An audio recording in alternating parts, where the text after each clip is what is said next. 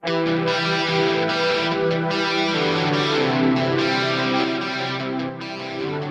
back to the Fourth Way Podcast. Today we are continuing our series on the Sermon of the Mount. As a reminder, the format is that I will be reading a sonnet I wrote as part of my children's compilation, and then expound on that poem and discuss a little bit. The ninth poem in the series is represented by the gem Sapphire, and it covers Matthew 6:16 through 18, which is on fasting. So let's dive into the poem. Blue-collared workers work to pay the bills. White-collared workers work so they're not blue. The first, harbor of all our social ills. Second, enforcers of what is taboo. Day will arrive when our Lord comes again, redeeming blues through Saturnalia. No more wanting, no more social plan, all clothed with same Sapphired regalia. Time is as fleeting as the passions are, while future's as sure as where our hope lies. In present, then, we each must work so hard, ensuring passions don't our hope belie. Until day our bridegroom comes to redeem, we mortify our sin, fasting unseen. So this poem basically pits our two social classes of sorts against each other, the white collar and the blue collar. And the white-collared workers are generally viewed, stereotypically, in our culture, as working to make money so that they can, have more possessions and things. And a lot of times we think of them as being happy, but also we recognize that a lot of times, they're workaholics, or they have high rates of addiction, or try to drown out their sorrows and suicide. Like, they're not immune from those problems. Like, a lot of times they have serious sorts of issues, but they're more masked, and so they are trying to basically mask all of their pain and depression and problems, and they do that through work or through the material possessions that they gain through their lucrative jobs. Blue-collared workers, on the other hand, are viewed as living out kind of lower-class vices. They're the dregs of society, alcoholics, they're unfrugal, impoverished, uneducated, those sorts of things that come along with that. And so the white-collared workers are the ones who have the power, and so they're able to kind of determine what taboo means and what is looked down upon. And so you see that with the justice system. If you do powder cocaine versus crack cocaine, the one is going to get you significantly different amounts of time in prison. It's going to have significantly different consequences. The cost is very different, and the difference isn't really so much in the effects of what those drugs do, but it's more in who's using them. Right? The lower class is using crack, and so that's taboo. Whereas powdered cocaine, you watch any of the late night talk show hosts, or high comedians in Hollywood, and they joke about doing cocaine relatively frequently. Right? That's kind of the running joke. Like, yeah, people in our circles do cocaine. So the white-collared workers aren't without their own problems, but they get to kind of define what serious problems are, and what legitimate, okay problems are that we can kind of sweep under the rug and ignore. And we also see this with, in the Christian community, where our pet sins are very different. We get to define the sins that are really bad. So, for instance, greed versus theft. I've quoted several times Francis of Assisi, who said, he who has two coats while somebody else has none, that guy's a thief, basically. So he's basically identifying greed, right? I have two coats and I really only need one, or I see somebody in need who needs a coat, but I don't give them one of the ones that I'm hoarding.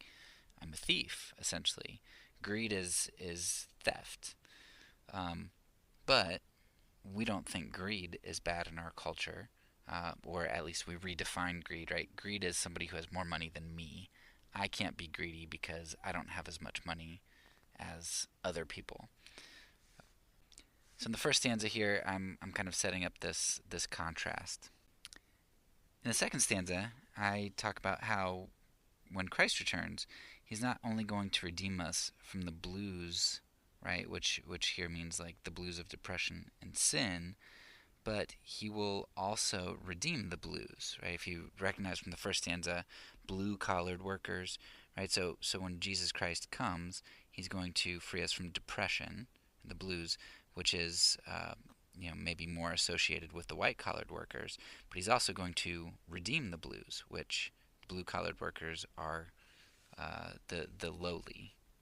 So this is kind of encompassing both classes from the first stanza.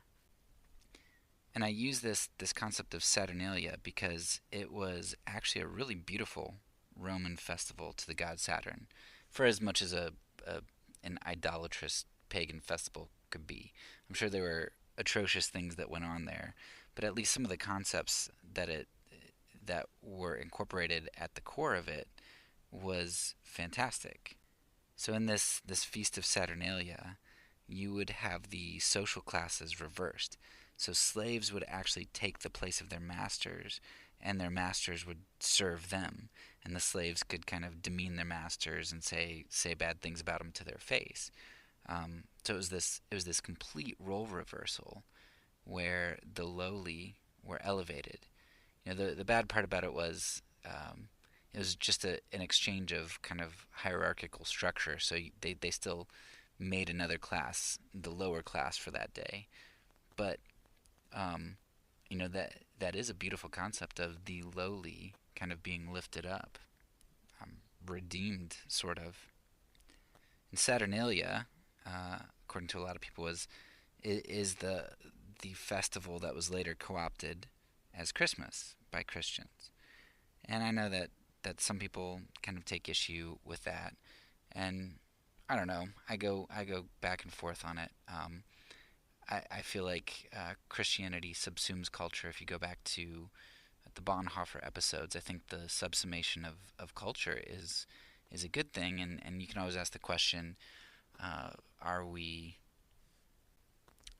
borrowing culture or are we subsuming it? And that's a good discussion to have. But here I'm going to say that at least this one aspect of Saturnalia is a beautiful picture of the redemption of the classes, or the elevation of the lowly, and the humbling of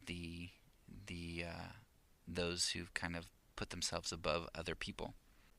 In the third stanza, I go on to talk about how our job is living in the kingdom and to live there now, and how the discipline and subduing of our passions is extremely important. And one of the foremost passions which we need to subdue is greed. We just see the rich young ruler from that, and Jesus talking about how the rich have difficulty getting into heaven. So as we await for our King, who has already come as a baby, we seek to live in the same manner. We mortify our sin, and we live reminding our bodies of our want and need.